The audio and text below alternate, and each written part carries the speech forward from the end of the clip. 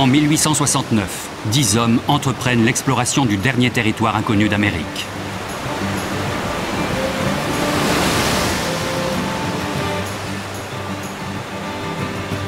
John Wesley Powell, major manchot, conduit la première aventure le long du fleuve Colorado en empruntant le Grand Canyon.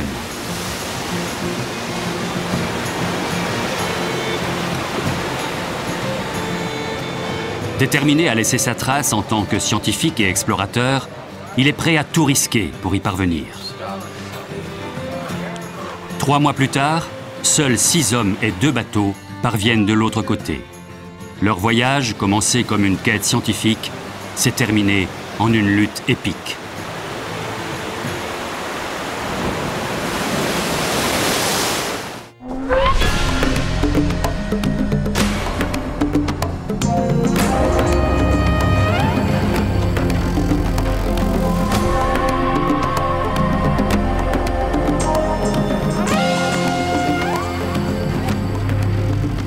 Aventure.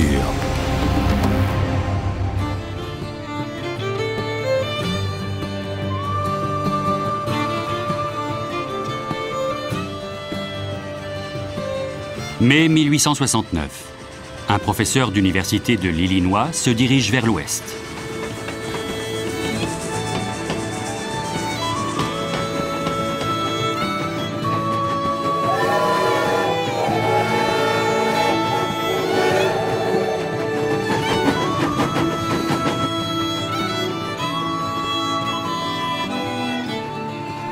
Sa destination, la colonie de Green River dans le Wyoming. John Wesley Powell est un vétéran de la guerre civile. Il ne tient pas en place et aspire à une nouvelle carrière en tant que scientifique et explorateur.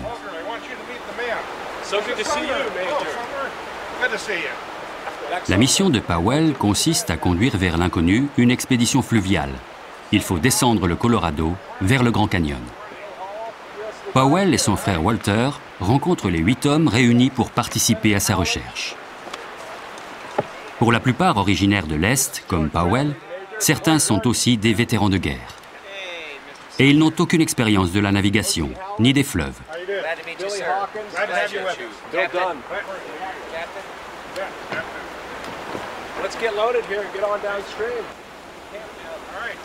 Chaque homme a accepté de ne pas être payé, et Powell possède quelques maigres $2000 pour couvrir tout le périple.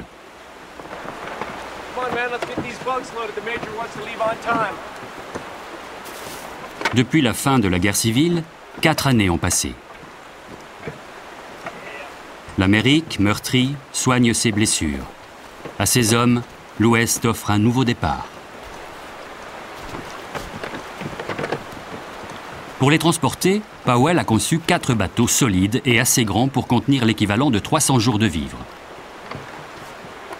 Son but, établir la carte des environs encore inexplorés du fleuve et produire la première étude géologique des canyons avoisinants. Powell baptise son bateau Emma Dean en l'honneur de sa femme. Les hommes baptisent les 3 autres navires Maid of the Canyon, la jeune fille du canyon, Kitty Clyde Sister, la sœur de Kitty Clyde, et le dernier, No Name, le sans nom.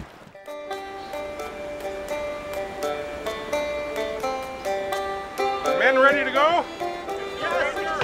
We've got a long journey here.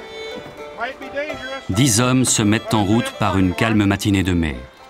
Ils n'ont aucune certitude, sauf celle d'être libres.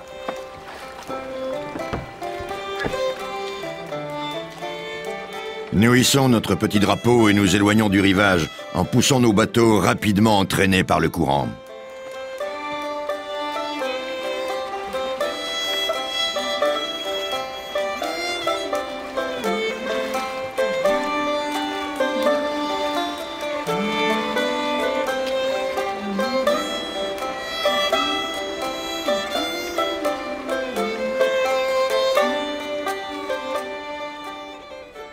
C'est le début désinvolte d'une odyssée qui mettra le courage de tous à l'épreuve.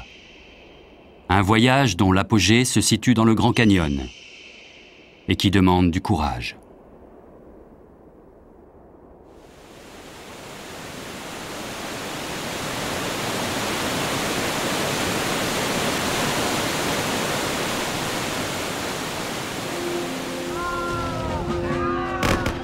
La saga de John Wesley Powell débute en 1862 pendant la guerre la plus sanglante de l'histoire américaine.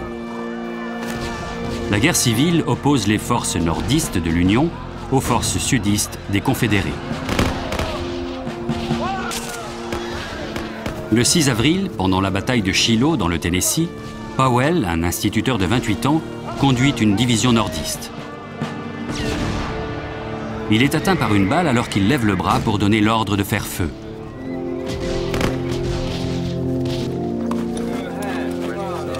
Dès le lendemain, son bras droit sera sommairement amputé à partir du coude. Powell souffrira toute sa vie de terribles douleurs à cet endroit.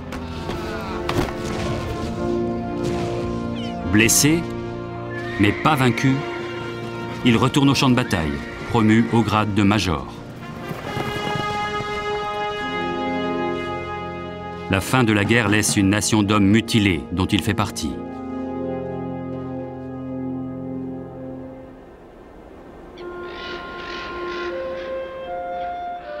Il se rend à l'ouest pour chercher un réconfort dans la nature. En 1867, il se lance dans une carrière de guide d'expédition scientifique.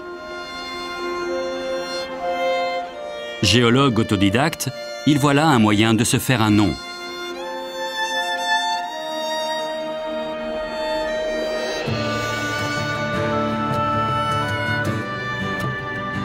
Après la guerre, il découvre la beauté sauvage de l'Ouest.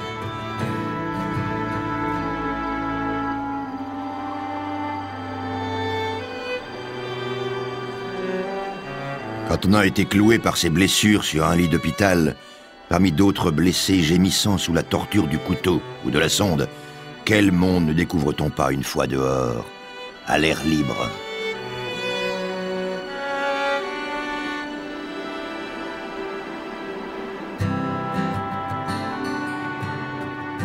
Lors d'une expédition dans le territoire du Colorado, Powell est rejoint par un autre vétéran de la guerre civile. Celui-ci lui suggère un plan qui pourrait les rendre célèbres, la descente du mystérieux fleuve Colorado. Il s'appelle Jack Sumner, un fermier de 28 ans, originaire de l'Iowa. Lui aussi est un fugitif, en quête du Grand Ouest vierge.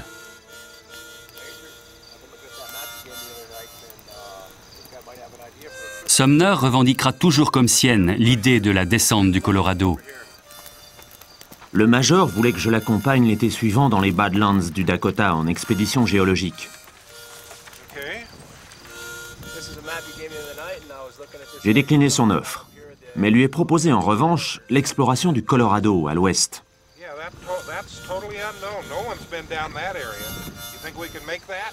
D'abord, il a trouvé l'idée imprudente et impossible.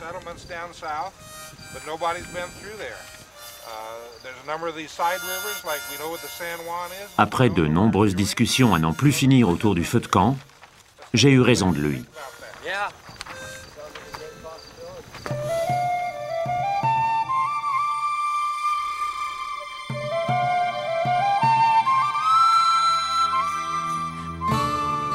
La destination que propose Sumner est la dernière portion continentale des États-Unis à ne figurer sur aucune carte. Longue de plus de 800 km et large de plus de 300. Les fleuves Green et Grant descendent vers le sud et forment le Colorado, mais on ne sait rien de leur point de jonction. Il existe une section inconnue du Colorado qui traverse l'Utah et descend vers l'Arizona.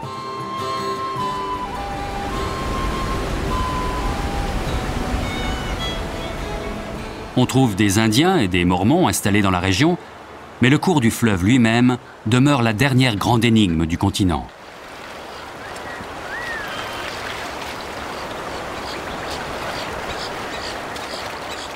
Devant eux, des rapides inconnus peuvent apparaître au moindre détour du fleuve. Mais Powell est prêt à prendre tous les risques.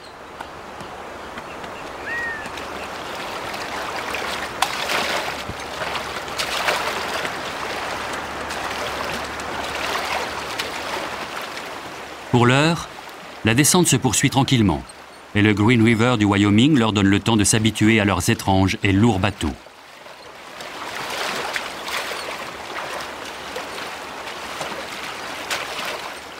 Ces hommes ont gagné l'Ouest pour fuir la discipline. L'ironie veut qu'ils se retrouvent sous l'autorité absolue d'un homme qui les entraîne dans un no man's land. Mais le plus sévère des maîtres est le fleuve lui-même.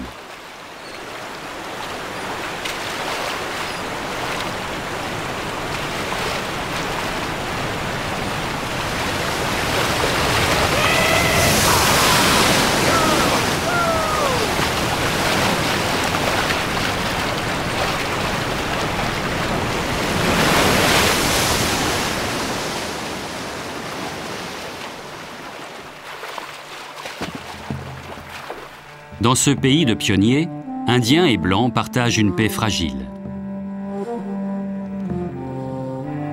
Mais Powell a du respect pour les Indiens. Il a appris leur langue et leurs coutumes, et il pense qu'aucun mal ne sera fait à ces hommes.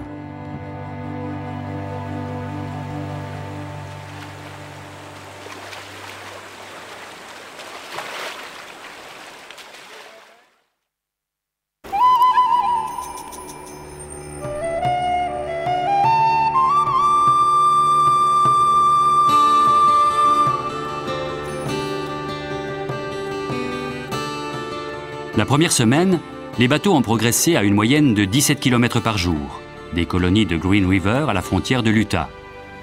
L'expédition entre maintenant dans la zone inconnue du fleuve. D'après les légendes indiennes, l'eau vive est devant eux. Et les légendes disent vrai, nous rapporte Jack Sumner.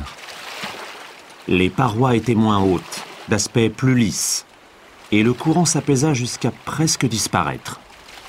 Nous avancions sur l'eau calme avec un vague sentiment de difficulté imminente, et cela pendant environ 3 km, lorsqu'au détour d'un virage abrupt, nous vîmes la première chute.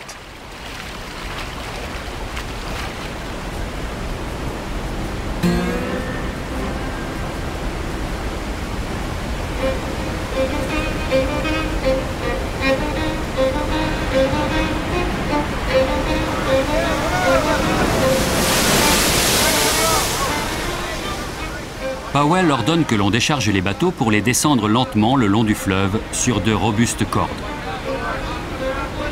Les hommes grognent devant un tel labeur et préféreraient tenter leur chance par les rapides.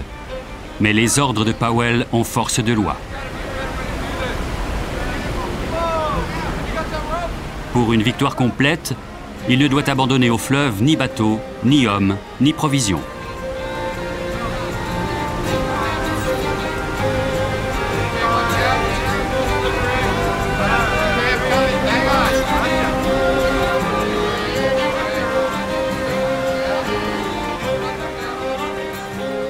Cette première épreuve est franchie.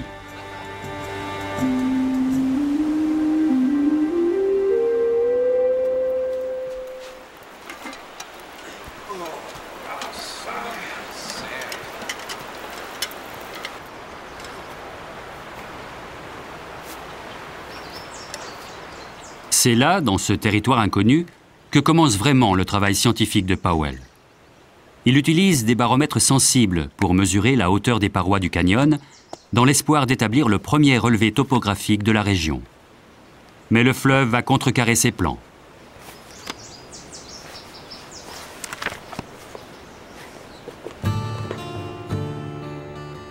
Deux semaines après avoir quitté la colonie de Green River, le 8 juin 1869, l'expédition atteint le canyon de l'Odor, ainsi nommé par Andy Hall, un des hommes âgés de 18 ans, en souvenir d'un poème sinistre. À l'Odor, le désastre frappe.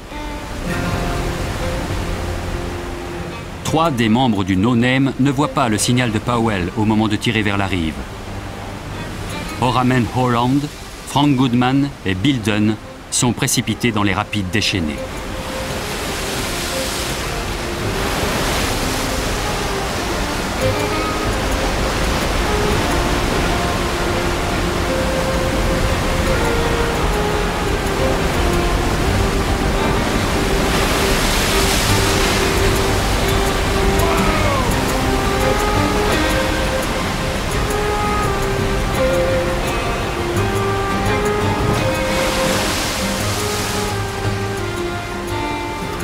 leur bateau s'écrase sur les rochers.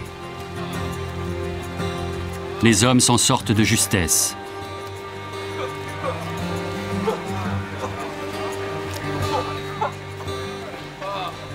Les baromètres de Powell étaient à bord du bateau écrasé. Sans eux, sa mission scientifique est vouée à l'échec.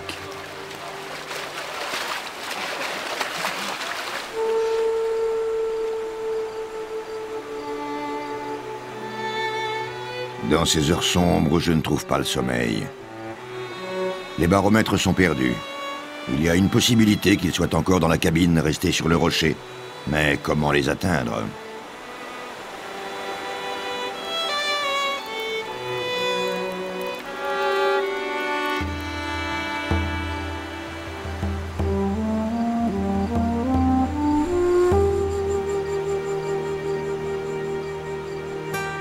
Jack Sumner pressent que l'incident a engendré chez le major Powell une rancune qui finira par diviser tout le groupe.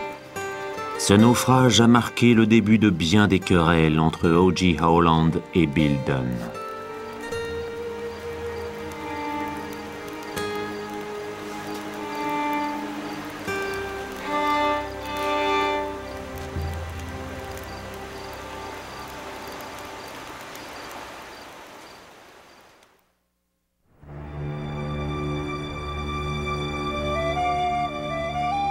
Le lendemain matin, au risque de sa vie, Jack Sumner s'approche de l'épave du No Name, au milieu des rochers, à bord du Emma Dean.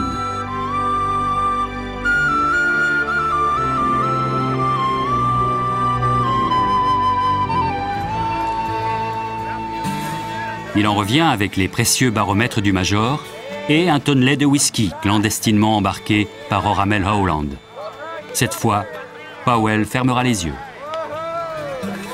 Le professeur était tellement heureux d'avoir retrouvé ses baromètres qu'on aurait dit une jeune fille avec son premier amoureux. J'ai essayé de faire une plaisanterie, mais je n'ai pas pu.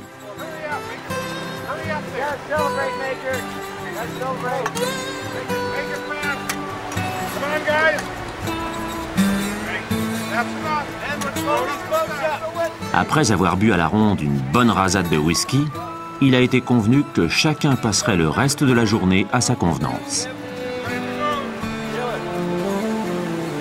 Les festivités sont de courte durée. Le canyon de l'Odor est un rapide d'environ 50 km, bordé de rochers déchiquetés. George Bradley consigne ses craintes et son mécontentement face à Powell.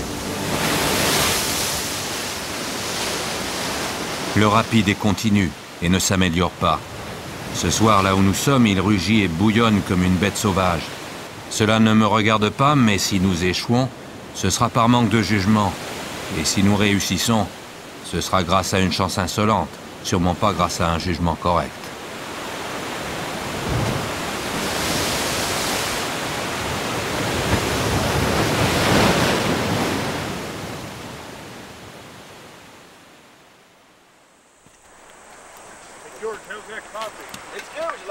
Au camp, Powell exerce un commandement d'officier.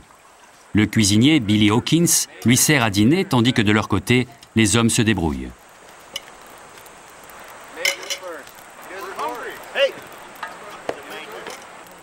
Ces hommes qui avaient gagné l'Ouest pour fuir une telle autorité s'indignent d'un tel comportement.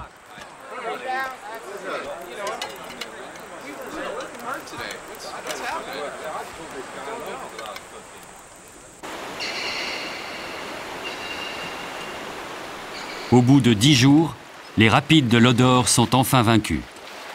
Alors qu'ils s'éloignent du canyon, George Bradley exprime son soulagement. C'est le pire que nous ayons vu jusqu'ici, et je le prédis, le pire que nous verrons jamais. Mais Bradley ne peut imaginer la furie du fleuve en aval.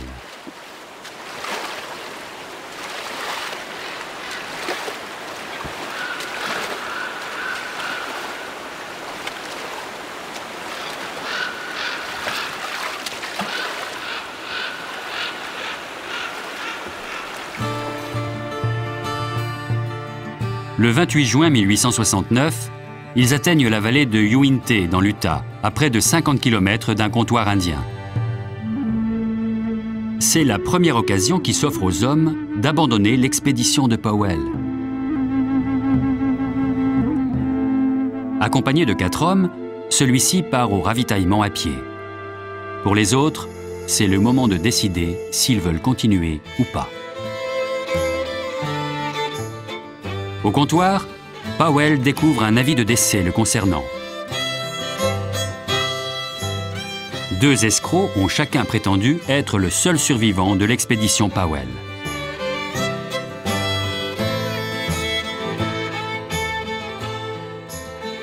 Powell riposte en envoyant une dépêche au Chicago Tribune pour assurer à la nation qu'il est bel et bien vivant. Il fait publier une copie de son journal. Il vise la célébrité, bien que son voyage ait à peine commencé.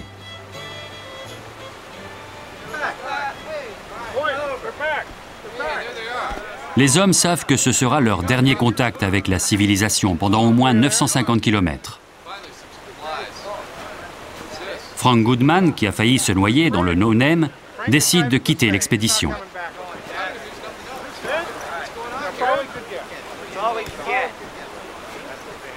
Le retour de Powell provoque la colère des hommes. Appauvri, il n'a pu se permettre qu'un maigre réapprovisionnement. Jack Sumner est indigné. Le Major Powell n'a ramené qu'une poignée de denrées, alors qu'il y en avait en abondance. C'est tellement pingre et stupide de sa part, d'aussi misérables rations pour 9, alors qu'un voyage de plus de 1000 km dans un canyon inconnu nous attend.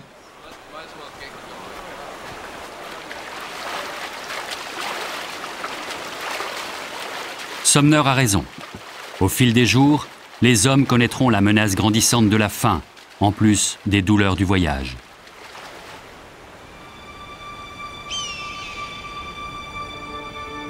L'expédition s'engage alors dans l'exploration d'un canyon vierge. Powell sera le premier homme à en dresser la carte.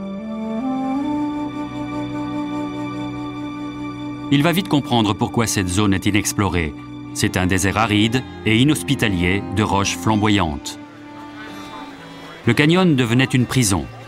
Même s'ils choisissaient d'abandonner Powell, les hommes ne pouvaient aller nulle part.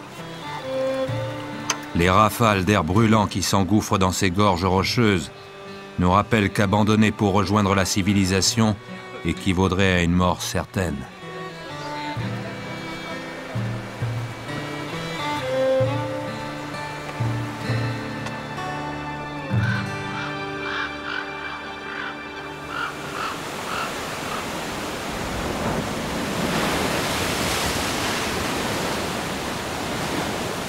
Les hommes craignent pour leur vie, mais ils poursuivent avec une sombre détermination.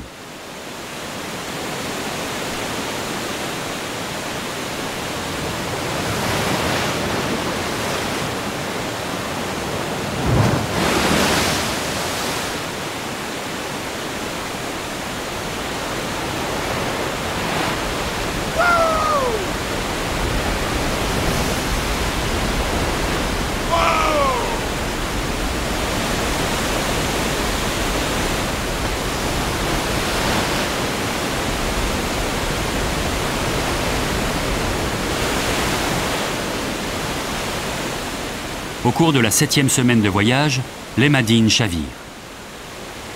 Powell, incapable d'en récupérer le contrôle, regagne la rive à la nage et sauve sa vie. Il perdra un baromètre et 2 fusils.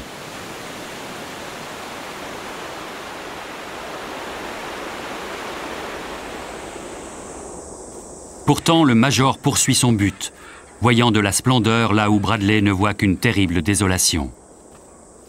Tout le pays est d'une désolation à peine concevable.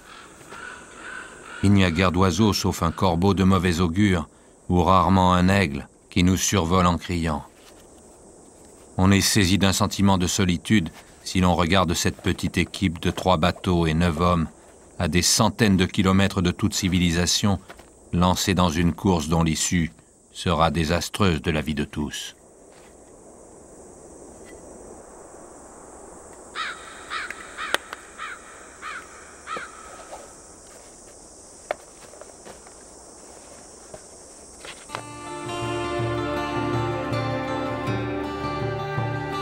Puis, le 16 juillet 1869, ils arrivent à l'orée de ce mystérieux espace vierge sur la carte de l'Amérique.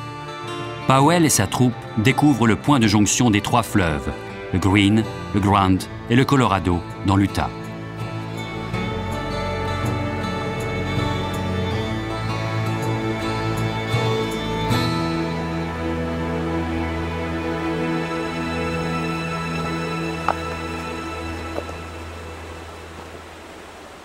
Cette découverte est l'un des mystères de la géographie résolus par Powell.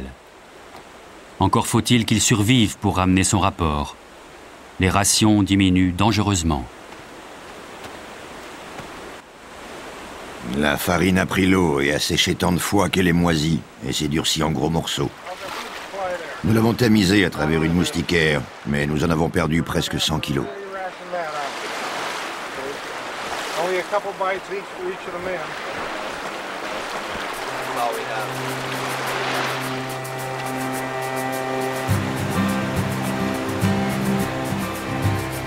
Il ne s'accorde que 4 jours de travail scientifique, puis donne l'ordre de reprendre la route. Maintenant, c'est la course contre la montre.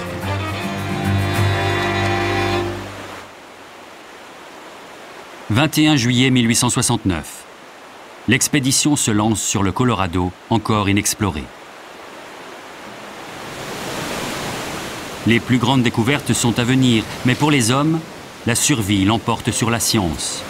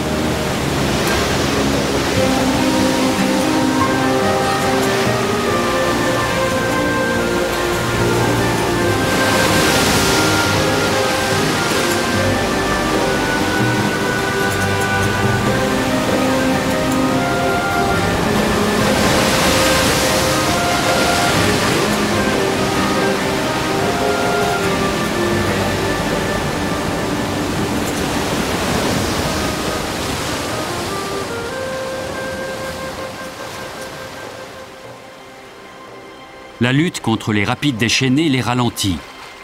En une semaine, ils ne progresseront que de 40 km, moins de 6 km par jour. Ils savent tous que la prochaine colonie ne se trouve pas avant 800 km.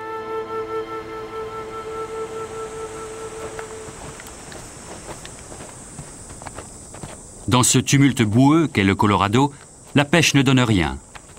Et la chaleur extrême du canyon éloigne les animaux.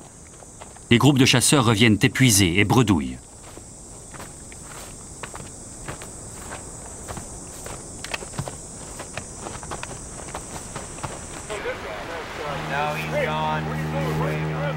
Tandis que Powell est parti en exploration, une dispute éclate. Les hommes sont exaspérés, poussés à bout par Walter, le frère instable du major.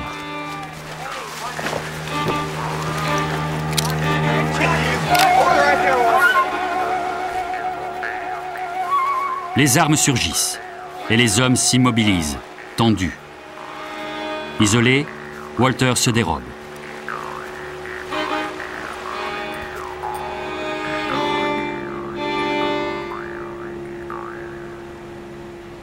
L'incident aurait pu tourner à la mutinerie et le voyage est loin d'être terminé.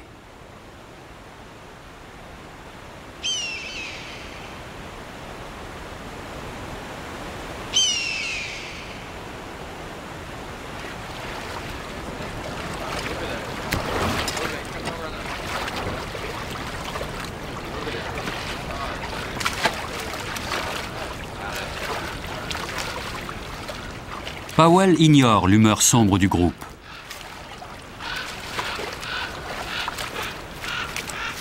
Alors qu'il traverse le territoire encore inexploré de l'Arizona, il s'absorbe dans l'admiration d'un paysage dont il est le premier scientifique à découvrir la splendeur.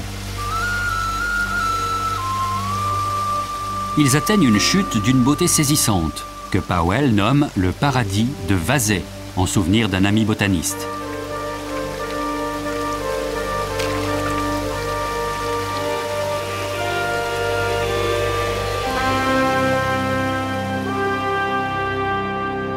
Au détour de chaque coude du fleuve, des rapides menaçants révèlent aussi une beauté inimaginable. Le 13 août 1869, ils atteignent finalement ce trésor que Powell a voulu offrir à l'Amérique, le Grand Canyon. Ils sont les premiers Blancs à le voir depuis le fleuve.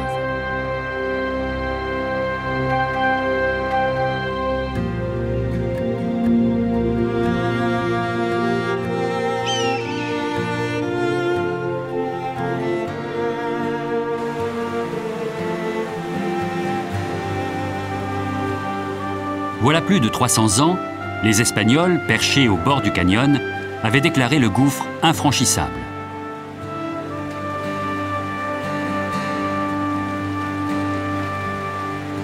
Ils avaient appelé le fleuve le Colorado, ce qui signifie coloré, et l'admiraient avec crainte, sans oser se risquer à y naviguer.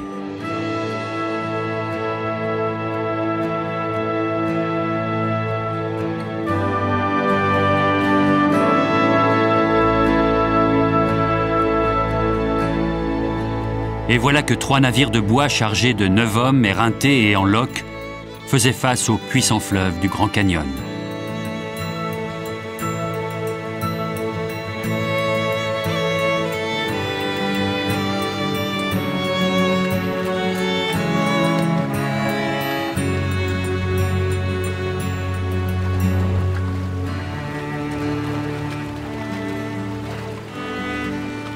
Chaque kilomètre révèle une nouvelle splendeur. Ils sont tombés sur l'une des plus grandes merveilles naturelles du Nouveau Monde.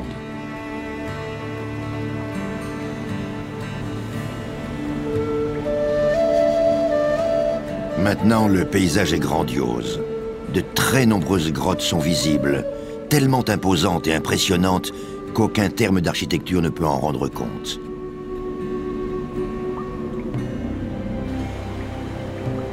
Seul Powell est à même de percevoir la majesté de l'instant.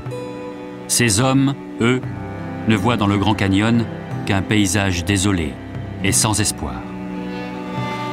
Cette partie du canyon est sans doute le pire trou d'Amérique, si ce n'est du monde. Les rochers noirs et sinistres vident l'homme de toute son énergie. Trempé jusqu'aux os, on s'épuise à travailler dur, ce qui bien sûr n'arrange rien. Il faut avancer ou mourir de faim sur place.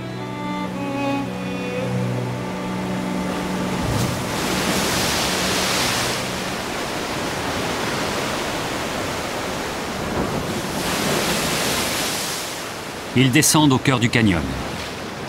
Le Colorado bouillonne, sauvage et puissant. 33 rapides le premier jour et des centaines d'autres encore inconnus les attendent.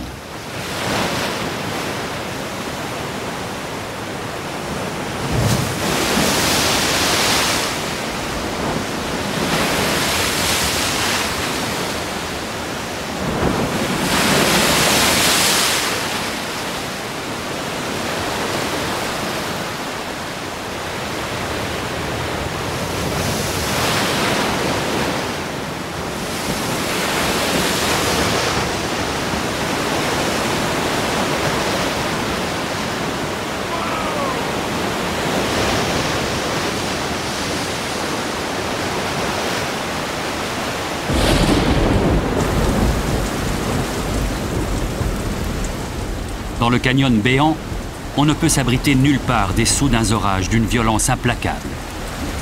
Ce soir, nous avons eu un terrible orage. La pluie tombait à torrents et les coups de tonnerre résonnaient en écho dans le canyon, d'un rocher à l'autre. Une musique folle pour que dansent les éclairs.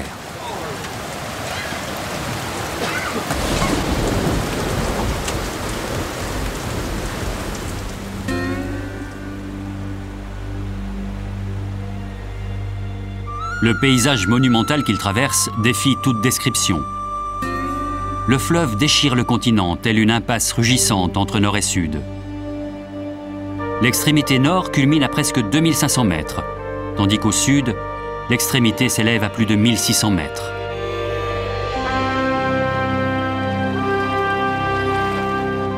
Pour Powell, la géologie du Grand Canyon peut se lire comme un gâteau en couches superposées. Plus d'1 milliard d'années de l'histoire de la Terre dans l'ordre chronologique, du fleuve au sommet.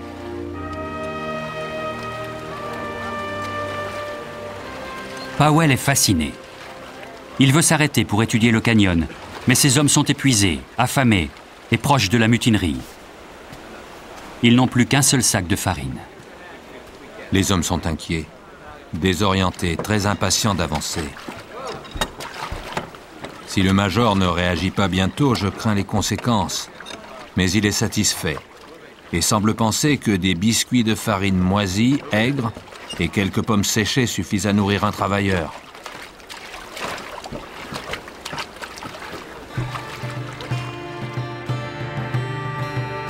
Selon les cartes de Powell, voilà déjà 80 km qu'ils auraient dû sortir du canyon. Désespérés, les hommes comprennent alors que leur chef ne sait pas du tout quand se terminera leur odyssée. Ils sont perdus.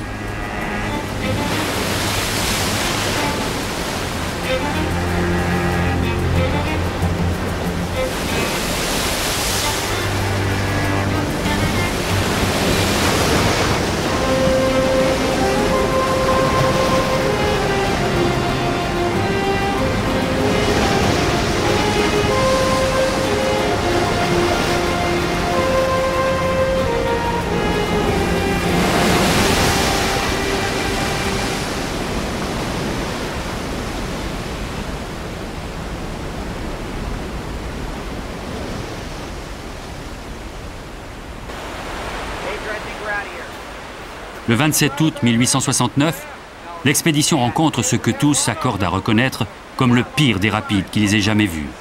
Ils passent une demi-journée à l'étudier sans trouver le moyen de le descendre.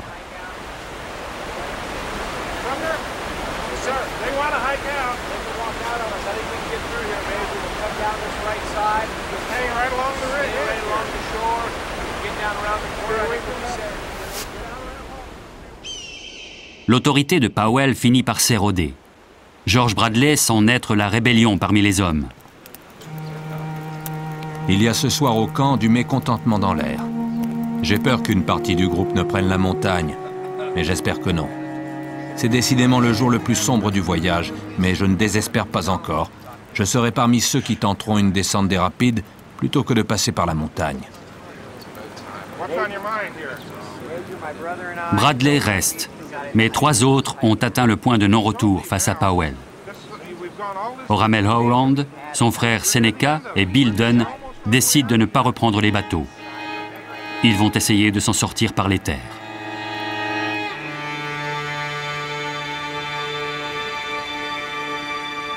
Les cartes de Powell font état d'une colonie mormon à 120 km de là. Une marche longue, dangereuse, mais encore plus longue en empruntant le fleuve et ses méandres.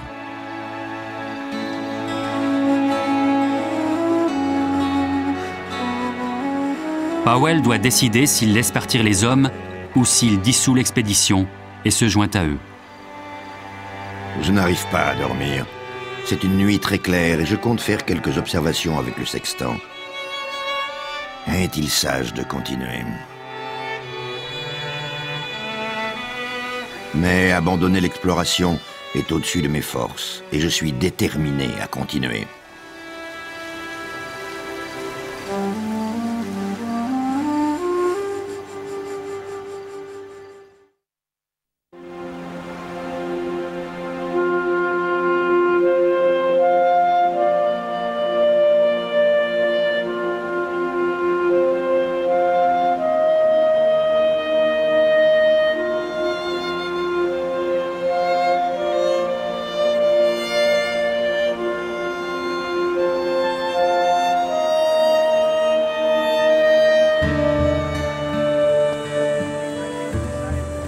À l'aube, ils conviennent de se séparer. Chaque groupe pense que l'autre prend le plus grand risque. On s'échange des messages et des souvenirs. Même Powell n'est plus très sûr d'avoir fait le bon choix. Les divergences sont oubliées.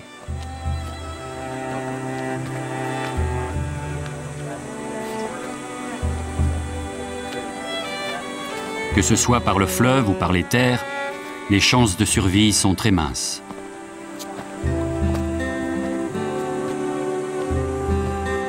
Ils se quittent bons amis et se souhaitent bonne chance.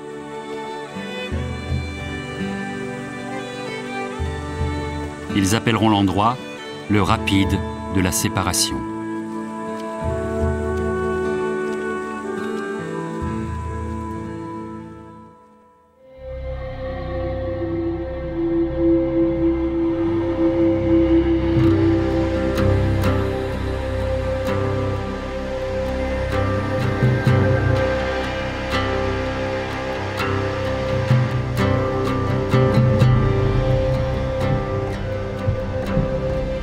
Le 28 août 1869, pas de recul possible pour ceux qui ont choisi la voie du fleuve.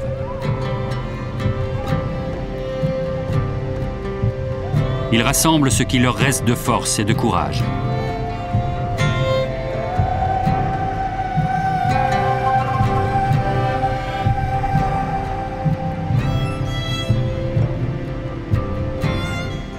Leur survie dépend de ce qu'ils ont appris lors de ces 3 mois passés sur le fleuve.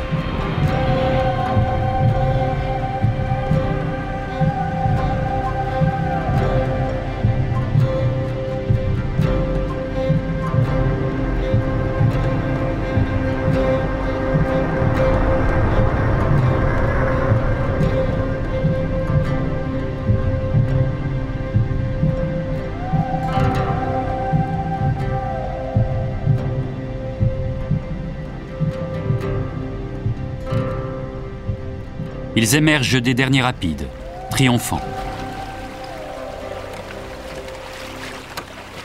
Powell envoie un signal aux déserteurs. Il espère les faire changer d'avis et les voir rejoindre l'expédition.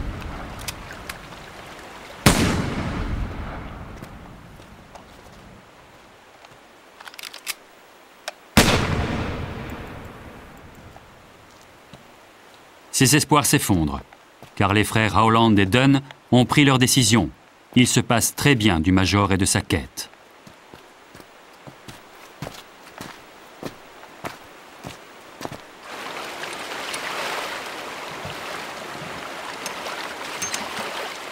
Le fleuve avance vers le nord-ouest, puis se calme enfin, toute fureur épuisée.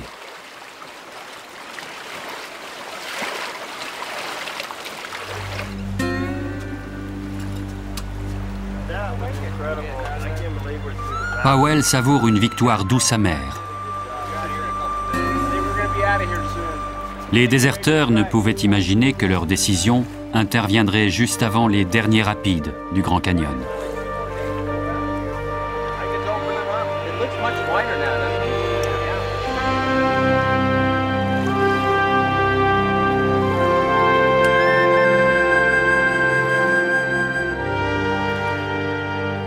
Le 30 août 1869, après plus de 1500 km et 99 jours, s'achève le voyage.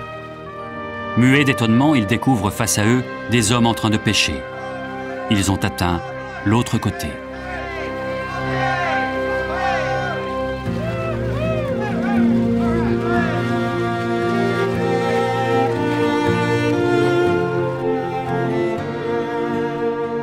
Après 2 milliards d'années de majesté silencieuse, le Grand Canyon a été découvert. La quête de Powell est achevée. Toutefois, sa conscience ne cessera de le tourmenter avant d'avoir retrouvé trace des 3 déserteurs.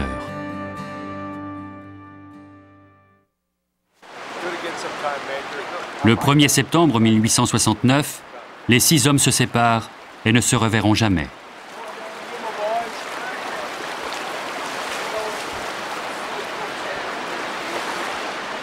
Laissant derrière eux les terribles rapides, Sumner et Bradley se dirigent vers Yuma, tandis que Hawkins et Hall atteignent Mexico et l'embouchure du Colorado.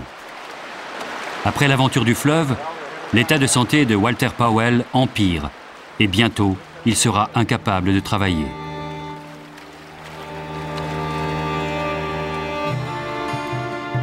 Le périple des frères Powell s'achève à Salt Lake City au bout de 650 km le 15 septembre. Il y apprend de terribles nouvelles. On rapporte que Howland et Dunn ont été tués par les Indiens. D'autres prétendent que ce sont les colons blancs qui ont assassiné les hommes affamés. Une fois de plus, comme Powell l'a appris à la guerre, le sacrifice est le prix de la victoire.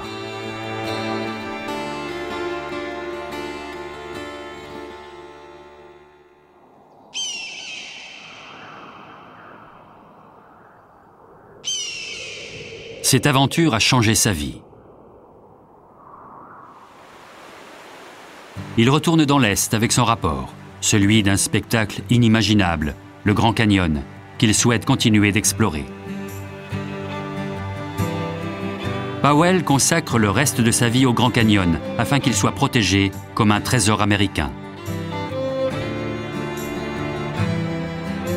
Il est récompensé pour sa réussite et en 1902, avant sa mort, le professeur Monchaux de l'Illinois devient l'un des scientifiques les plus respectés d'Amérique. Il conduit le développement des institutions les plus respectées de la nation, le US Geological Survey, le Smithsonian, la National Geographic Society. En comblant l'espace vierge de la carte par une merveille de la nature, John Wesley Powell laisse un héritage éternel d'eau rugissante et de pierres silencieuses.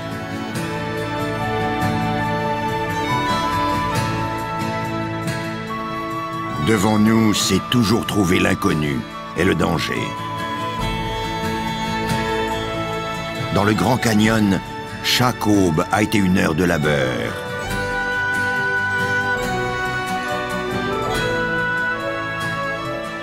Maintenant, le danger est passé. Et la tristesse a disparu. Notre joie devient extase.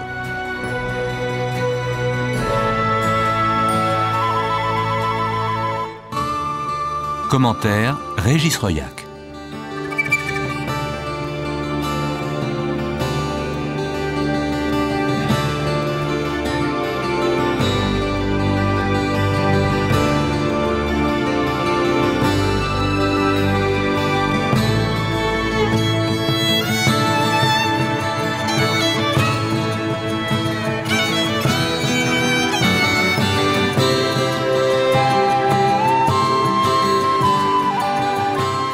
Version française, Studio Midi 5.